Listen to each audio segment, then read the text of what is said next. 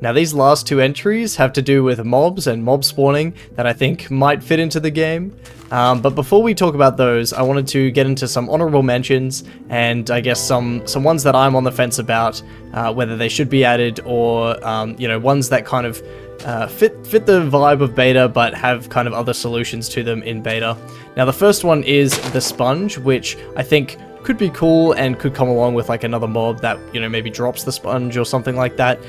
But, you know, we do have gravel and sand that can get rid of water in large amounts. Now, to me personally, I think, you know, the challenge of getting rid of large bodies of water should be that, you know, it should be a challenge. Getting rid of water in real life is really hard, so I feel like it should be kind of, you know, if you see an underwater base or someone who's removed a lot of water in beta, you know, you should be impressed, I think.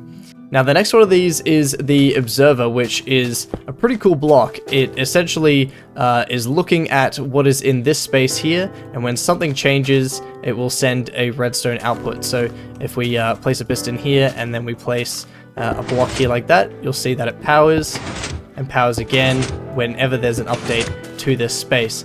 And this block was actually added because of a bug or a mechanic in beta Minecraft and old Minecraft where you could basically create an observer. It used to be called a bud switch, a block update detector, and yeah, basically it acted exactly the same way, but was a little more complex and, you know, creative and more difficult to make, but essentially acted the same.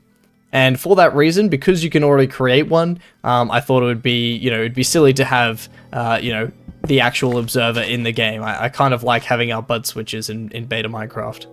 Alright, and the last one is kind of similar to the bud switch, which is the dispenser in the way that it acts, you know, in modern, where you can have a minecart dispensed onto a rail like this. That's what I'm specifically referring to. Now in beta Minecraft we can already kind of do this with magazines, minecart magazines. It works well in single player.